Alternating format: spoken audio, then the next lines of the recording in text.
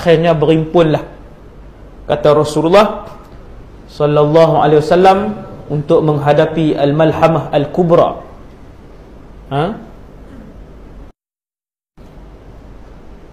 Nabi sebut dalam hadis itu bahawasanya ketika berlaku peperangan itu, waktu berlaku perang tu tuan-tuan, burung yang melintasi kawasan itu jatuh kematian.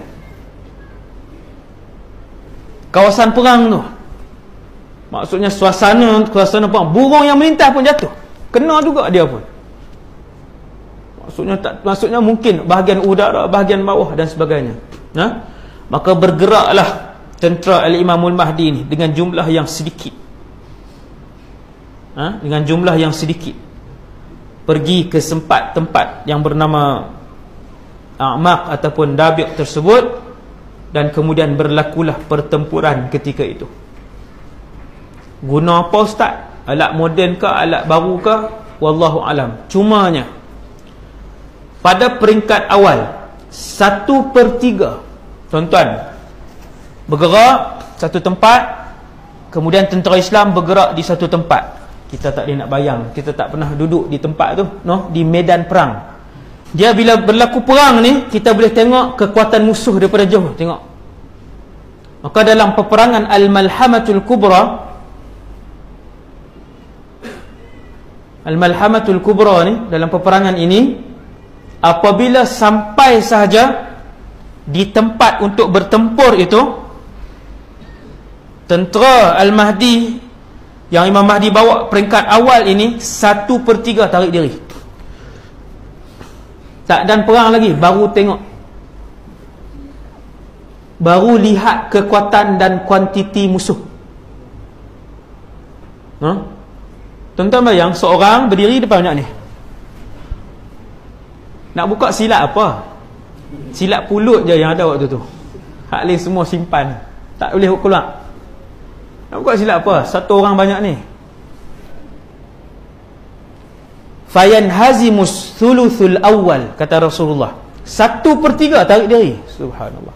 La yatubullahu alaihim abada, Allah tak terima taubat mereka. Bahaya hak nak yang ni, grup ni yang pergi berperang dan menyertai atas dasar apa? Semangat saja. Dia tak bina iman. Daripada hari ni dia tak pernah bina iman, azam dengan ikhlas, memohon kepada Allah dengan ikhlas untuk mati syahid. Dia tak pernah bina yang tu. Ilmu pun tak ada. Pergi dengan semangat. Ini bahaya. Pergi dengan semangat, tengok-tengok hilang semangat. Hilang semangat, dia pun balik. Sebab dia pergi dengan semangat.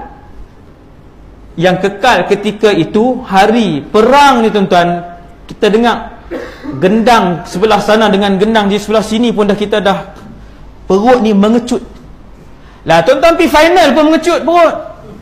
Tak bola tu, ni kecut ni, sakit perut. Sebelum main tu, bukan kita main, pasukan negeri main, tapi dah fanatik ni, rasa kecut di sini ni.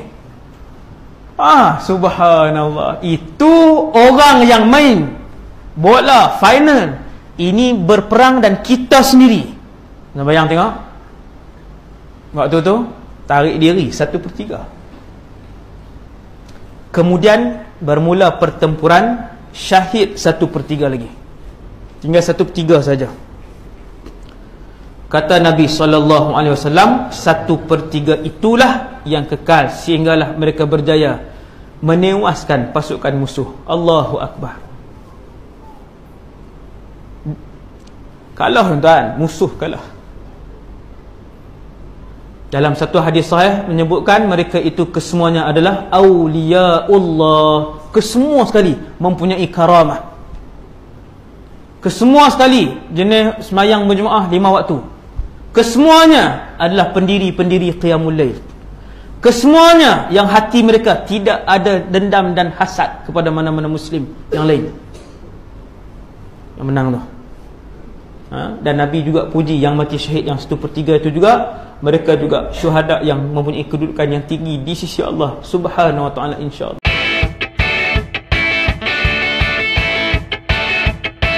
dan saya kira peratusan besar yang diyakini dan dipercayai oleh kita semua malam ini, iaitu Imam Mahdi masih lagi belum dimunculkan oleh Allah, tetapi seorang individu, figure, personality, insan yang akan dibangkitkan oleh Allah di akhir zaman kelak.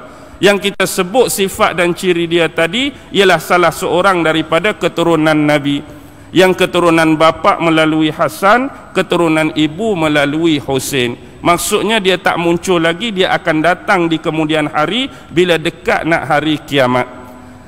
Jadi ulama-ulama yang mengatakan ada 4 jenis hadis tadi tentang datangnya Imam Mahdi, sama ada Hasan, sama ada sahih, sama ada gharib, sama ada maudhu'. Tetapi bila kita menggabungkan keseluruhan hadis-hadis tersebut, yang dhaif ataupun yang gharib tadi akan jadi naik tingkatan darjat dia, kerana begitu banyak hadis-hadis yang lebih kuat yang bertaraf sahih, hadis-hadis yang lebih banyak dan kuat yang bertaraf hasan. Dengan kata lain, hak gharib dan dhaif tadi saling melengkap, saling membantu menguatkan dengan hadis-hadis yang lain. Okey. Sekarang kita pi pada pandangan yang terakhir.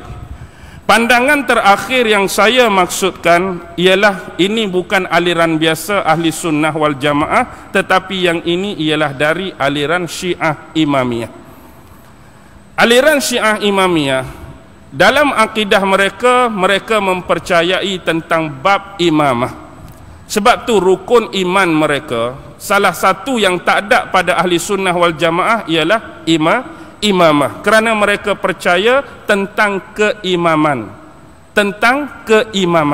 Yang tu yang dia ada imam 12 tu bermula daripada Sayyidina Ali, Hasan, Husain, Ali Zainul Abidin, Muhammad Al-Bakhir, Ja'far As-Sadiq, Musa Al-Kazim, Ali Al-Hadi, sampailah yang nombor 11, iaitu Muhammad bin Hasan Al-Askari.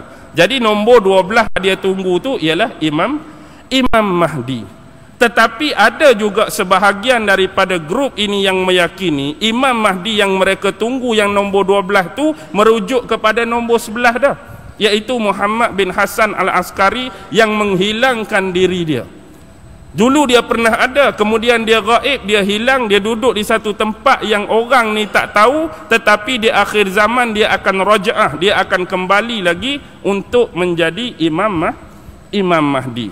Ni kita, anda nak pakailah, cuma saya nak keutarakan pendapat dan pandangan. Ini yang aliran Syiah punya. Jadi secara umumnya terdapat 4 pandangan, 4 yang pernah dikeutarakan ulama-ulama sebelum kita. Pertama, saya ulang balik, Imam Mahdi merujuk kepada Nabi Isa sendiri. Yang kedua, Imam Mahdi merujuk kepada salah seorang khalifah daripada daulah Bani Abbasiyah. Yang ketiga, yang disepakati oleh sebahagian besar peratusan ulama ahli sunnah wal jamaah, dia ni tak muncul lagi. Dan yang keempat, aliran Syiah yang mengatakan imam ke-11, iaitu Imam Muhammad bin Hasan Al-Askari. Baik, sekarang ni habislah bab yang pertama kita sebagai muqaddimah. Jadi inilah muqaddimah kita yang saya namakan sebagai bab pertama, pengenalan, untuk kita menjurus kepada bab-bab yang lebih berat, bab-bab yang lebih kasar. Jadi seterusnya saya akan pergi kepada bab ataupun topik yang kedua, iaitu nama-nama ulama besar dan kitab-kitab karangan ataupun hasil karya mereka yang menceritakan dan meriwayatkan tentang kedatangan Imam Al-Mahdi. Faham betul lah? Topik yang kedua, bab yang kedua ni, nama-nama ulama besar dan hasil karya, kitab-kitab karangan mereka yang meriwayatkan hadis-hadis tentang kedatangan Imam Al-Mahdi di akhir zaman. Baik, antara yang saya boleh senaraikan, memang banyak kitab-kitab yang terhasil daripada kalangan ulama ahli sunnah wal jamaah. Antaranya yang pernah sampai ke tangan kita hari ini hampir 63 buah kitab yang diketahui, yang dicetak, yang dapat dibeli, yang dapat dibaca, yang dapat dinikmati ilmu dia. Tetapi di luar pengetahuan kita mungkin masih banyak kitab-kitab yang tidak sampai ke tangan kita, yang menceritakan tentang kehadiran dan kedatangan Imam Mahdi, baik ulasan mereka itu secara umum atau ulasan mereka secara khusus tentang sifat-sifat, tentang kita kata perangai-perangai, tentang perilaku-perilaku, tentang keadaan-keadaan menjurus kepada Imam Al-Mahdi. Antaranya saya akan sebutkan beberapa nama ulama dan kitab karangan mereka tentang periwayatan tersebut. Antara yang paling besar ialah selepas Al-Quran kita ada ulama-ulama hadis, kan? Ulama-ulama hadis. Baik. Yang pertama ialah Imam Bukhari. Semua orang kenal Imam Bukhari. Dalam kitab Imam Bukhari yang disebut sebagai Sahih Al-Bukhari, di dalam satu tajuk iaitu kitab Bad'ul Khalqi wa Nuzuli Isa alaihi salam, dalam jilid yang keempat. Jadi dalam Sahih Bukhari, dalam kitab Bad'ul Khalq wa Nuzuli Isa alaihi salam jilid keempat, ada meriwayatkan hadis tentang Imam Mahdi. Yang kedua, Imam Muslim. Imam Muslim, imam yang sinonim dengan kitab karangan dia Sahih Muslim. Boleh kita buka jilid 1, boleh buka jilid 2, bab Nuzuli Isa alaihi salam, bab yang ke-18. Jadi ada 2 jilid. Bab 18 jilid 1, bab 18 jilid 2 ada meriwayatkan tentang hadis kedatangan Imam Mahdi. Imam yang ketiga ialah imam hadis, iaitu Imam Abu Dawud. Imam Abu Dawud, kitab dia ialah Sunan Abu Dawud. Boleh buka jilid yang kedua, jilid yang ketiga, jilid yang kelima. Ada dalam 3 jilid tersebut perihal hadis Imam Mahdi. Seterusnya Imam At-Tirmizi yang terkenal dengan kitab Sunan, iaitu Sunan At-Tirmizi. Di dalam kitab Sunan dia boleh buka jilid kedua, boleh buka jilid ke-9. Banyak hadis yang memperihalkan tentang Imam Mahdi. Seterusnya Imam Ibnu Majah yang terkenal dengan kitab hadis dia Sunan Ibnu Majah, boleh buka kitab jilid yang kedua. Ada hadis memperihalkan tentang Imam Mahdi. Begitu juga dengan seorang imam, salah seorang imam mazhab yang cukup terkenal dan berkepakaran serta berkemahiran dalam bidang hadis, iaitu Imam Ahmad bin Hanbal. Imam Ahmad bin Hanbal dia ada satu kitab hadis yang bernama Musnad Ibnu Hanbal. Boleh buka jilid pertama dan jilid ketiga, ada hadis tentang kedatangan Imam Al-Mahdi. Yang ketujuh, kita boleh rujuk kitab Imam An-Nasai, salah seorang imam hadis, iaitu Sunan An-Nasai jilid kedua, ada berita tentang kedatangan Imam Mahdi.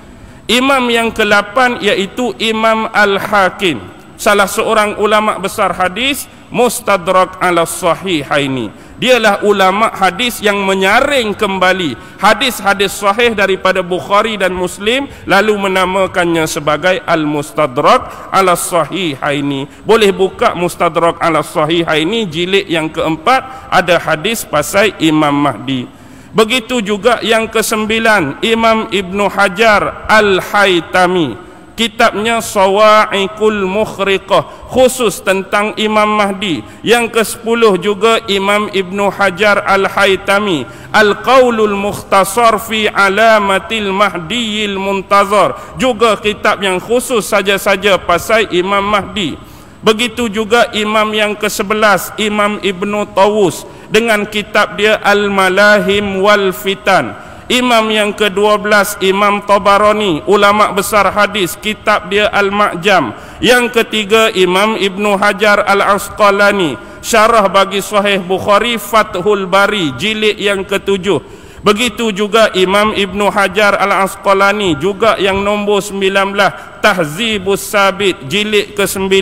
Yang ke-20 juga Imam Ibnu Hajar Al-Asqalani, kitab dia Nuzhatun Nazar.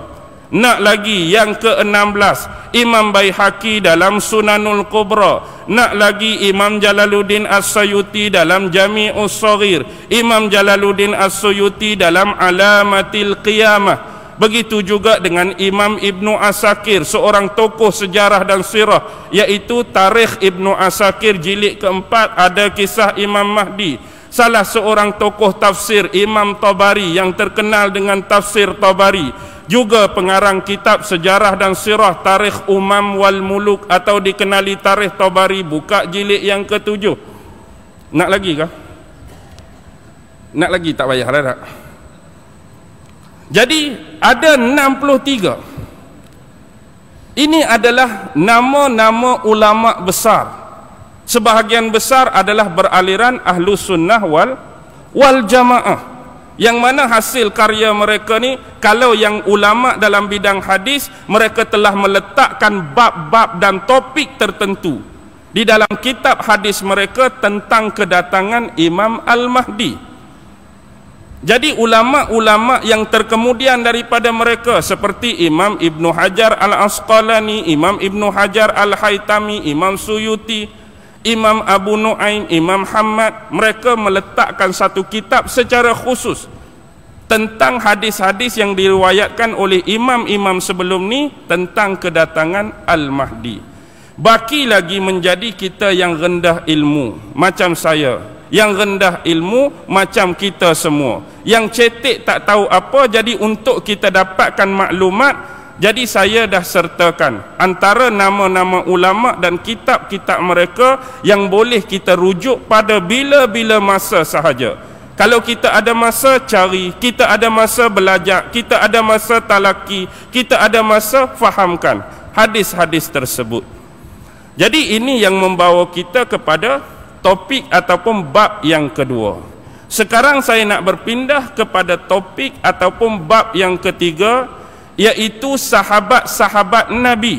Sahabat-sahabat Rasulullah, siapakah di antara mereka yang meriwayatkan hadis-hadis berkenaan kedatangan Al-Mahdi? Jadi ramai-ramai sahabat Nabi, ramai-ramai sahabat Rasulullah sallallahu alaihi wasallam tadi, berapa ramai dan siapakah antara mereka yang meriwayatkan hadis-hadis daripada Nabi semasa hayat dan hidup Nabi tentang kedatangan Al-Mahdi?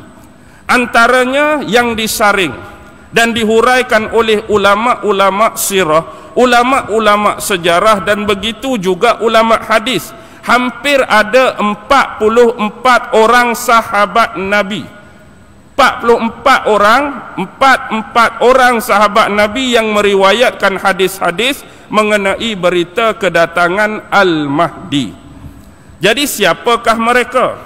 Ada ulama-ulama yang mengatakan termasuk mereka ialah ulama-ulama yang dijamin masuk syurga oleh Allah Subhanahu wa taala. Ada sahabat-sahabat yang dekat dengan Nabi, ada sahabat-sahabat yang setia dengan Nabi, ada sahabat-sahabat yang senior dengan Nabi, ada sahabat-sahabat yang jarang bertemu dengan Nabi tetapi juga mampu mengambil dan meriwayatkan hadis tertentu berkenaan dengan kisah kedatangan Al-Mahdi. Antara yang disebutkan sebilangan besar daripada 44 orang tersebut, saya sebutkan malam ni, antaranya ialah 4 orang Ummul Mukminin. Bila sebut Ummul Mukminin merujuk kepada isteri-isteri Rasulullah sallallahu alaihi wasallam. Siapa salah seorang ataupun 4 orang isteri Nabi yang riwayat hadis tentang Mahdi? Yang pertama ialah isteri Nabi yang paling dikasihi dan disayangi, iaitu Sayyidatina Aisyah radhiyallahu taala anha meriwayatkan hadis tentang Al-Mahdi. Yang kedua Ummul Mukminin Ummu Salamah radhiyallahu taala anha. Yang ketiga Ummul Mukminin Ummu Habibah radhiyallahu taala anha. Yang keempat yaitu Ummul Mukminin Maimunah radhiyallahu taala anha. Jadi di kalangan isteri Rasulullah ada Aisyah, ada Ummu Habibah, ada Ummu Salamah, ada Maimunah, 4 orang. Di kalangan sahabat-sahabat Nabi hak dijamin masuk syurga, adanya hadis diriwayatkan daripada Utsman bin Affan. Ada hadis yang diriwayatkan oleh sepupu dan menantu Rasulullah sendiri, iaitu Sayyidina Ali radhiyallahu ta'ala anhu. Ada juga sahabat yang bernama Sayyidina Ali Al-Hilali radhiyallahu ta'ala anhu. Jadi sebahagian besar ada 6 orang sahabat yang meriwayatkan hadis Al-Mahdi yang dimulakan dengan nama Abdullah. 6 orang sahabat Nabi yang riwayat hadis Al-Mahdi yang dimulakan dengan nama Abdullah. Mesti sahabat hak masyhur dah. Yang pertama Abdullah bin Abbas. Yang kedua Abdullah bin Umar. Yang ketiga Abdullah bin Mas'ud. Yang keempat Abdullah bin Amru bin Al-As. Yang kelima Abdullah bin Al-Haris. Yang keenam Abdullah bin Hausib. Abdullah ibnu Abbas pupu Nabi. Abdullah ibnu Mas'ud orang yang jaga kayu sugi Nabi. Abdullah bin Umar anak Sayyidina Umar bin Al-Khattab. Abdullah bin Amru ialah anak kepada sahabat Amru bin Al-As. Abdullah bin Hausib ialah sahabat yang jarang kita dengar. Abdullah Al-Hausib satu, Abdullah bin Al-Haris juga sahabat yang jarang kita dengar. Jadi ada 6 orang sahabat yang dimulakan dengan nama Abdullah. Seterusnya ada 5 orang sahabat yang meriwayatkan hadis tentang Mahdi yang dimulakan nama dengan Abu. 5 orang sahabat yang dimulakan nama dengan Abu. Yang pertama periwayat hadis paling banyak Abu Hurairah. Yang kedua Abu Ayyub Al-Ansari. Yang ketiga Abu Sa'id Al-Khudri. Yang keempat Abu Umamah Al-Bahili. Yang kelima Abu Tufail radhiyallahu ta'ala anhuma. Ada Abu Hurairah, ada Abu Sa'id Al-Khudri, ada Abu Ayyub Al-Ansari, ada Abu Umamah Al-Bahili, dan ada Abu Tufail. Hak nama Abdullah ada 6, hak mula dengan Abu ada 5. Hak mula dengan nama Jabir ada 4. Hak mula dengan nama Jabir ada 4. Yang pertama Jabir bin Abdullah. Yang kedua Jabir bin Samurrah. Yang ketiga Jabir bin Tabligh. Dan yang keempat Jabir bin Majdi As-Sadafi. Jabir bin Majdi As-Sadafi. Ada 4 orang yang mula dengan nama Jabir. Dan yang dimulakan dengan nama Amru ada 3 orang. Yang dimulakan dengan nama Amru ada 3 orang, iaitu Amru bin Al-As, bapa kepada Abdullah bin Amru tadi. Yang kedua ialah Amru bin Nufair. Dan yang ketiga ialah Amru bin Murrah Al-Juhani. Jadi ada 3 sahabat yang nama Amru.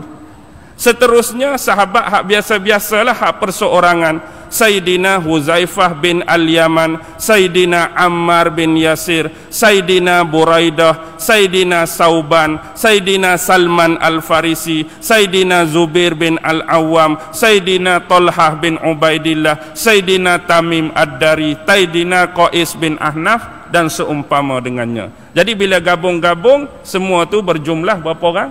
44 orang sahabat Nabi yang meriwayatkan hadis-hadis daripada Nabi waktu dia hidup dengan Nabi, mendengar sendiri perkataan itu dengan telinga mereka dan meyakini dengan hati, jiwa dan perasaan mereka, akhirnya diriwayatkan kepada sahabat-sahabat, para tabi'in dan seterusnya. Hadis itu sampai pada kita hari ini. Jadi bila dalam banyak-banyak hadis tu kita kembali kepada bab yang awal tadi, sebagaimana Imam Ibn Qayyim kata, dalam banyak-banyak hadis tu terbahagi kepada 4 jenis hadis tadi kan. Sama ada dia sahih, dia hasan, dia gharib ataupun dia dhaif.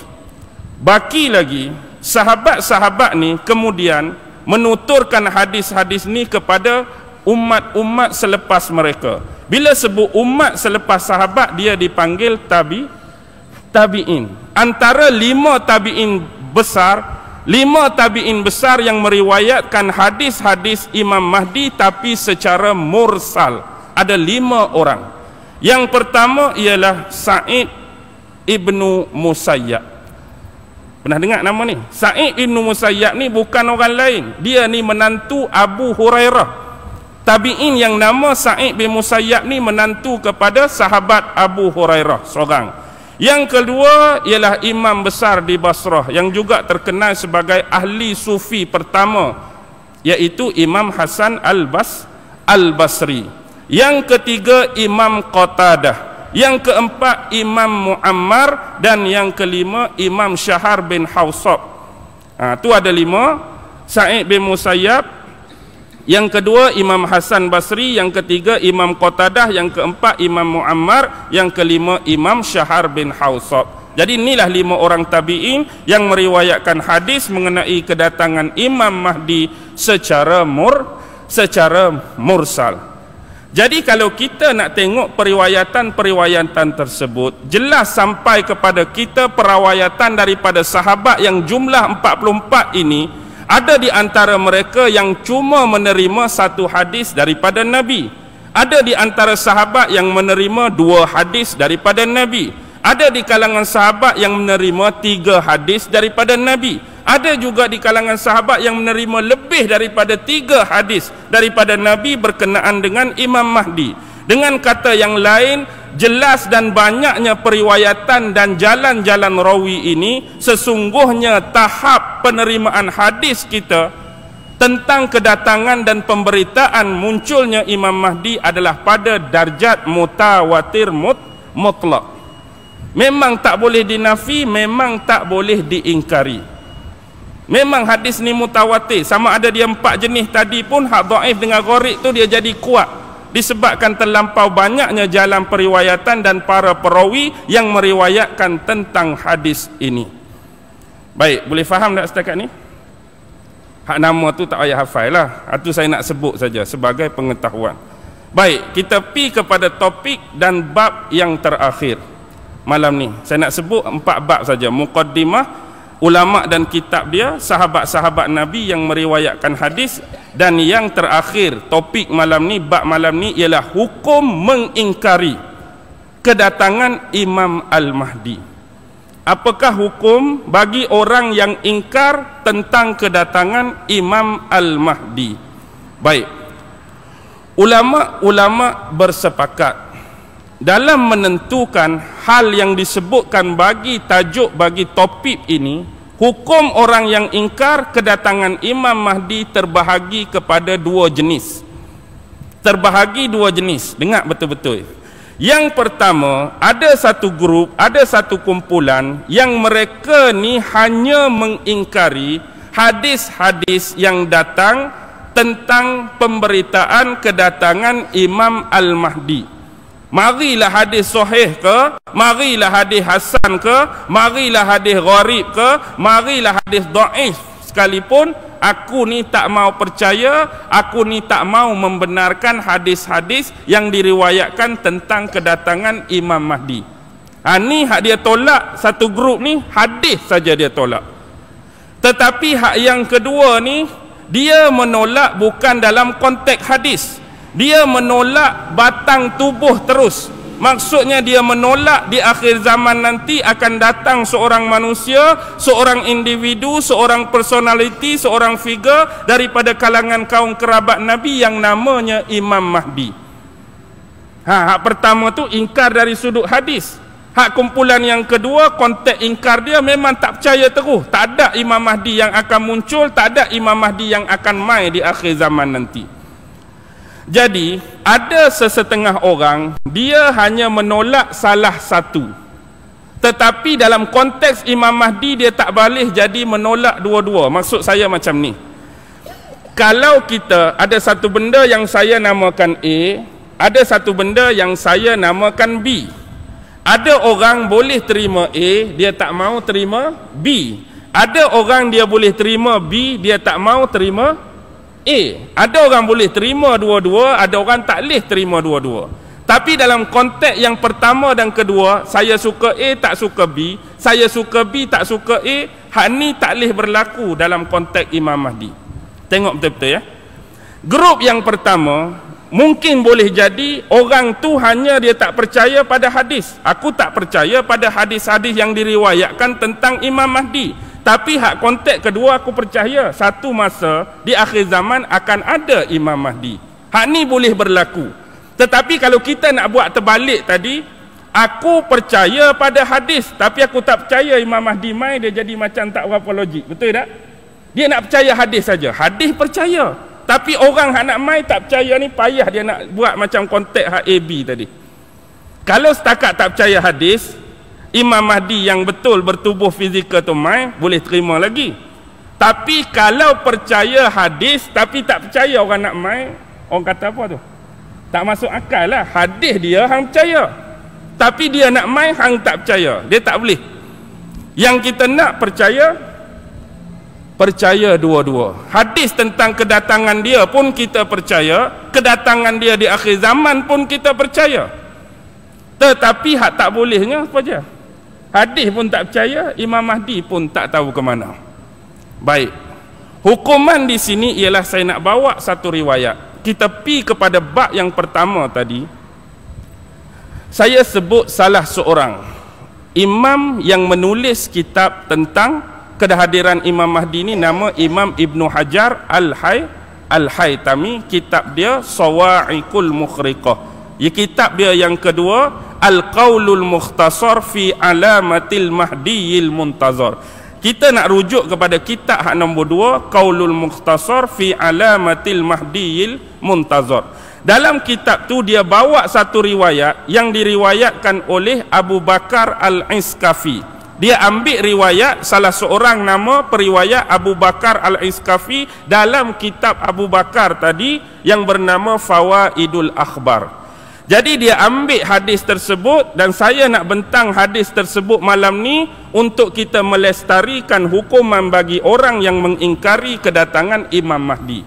Jadi secara bahasa Melayu, ayat yang mudah, Nabi SAW bersabda, barang siapa yang mendustakan kedatangan Dajjal, maka kafirlah dia. Dan barang siapa yang mendustakan kedatangan Al-Mahdi, juga kafirlah dia. Barang siapa yang mendustakan kedatangan Dajjal, dia anggap Dajjal tu cerita dongeng, Dajjal tu bohong, jadi kafirlah dia. Dan satu lagi, barang siapa yang mendustakan Al-Mahdi, kedatangan dia, maka kafirlah dia. Baik, dengar betul-betul lah. Kita takut bila kita belajar hadis, kita faham ikut otak kita sendiri. Apa yang dimaksudkan dengan kafir? Yang dimaksudkan dengan kafir oleh ulama-ulama ialah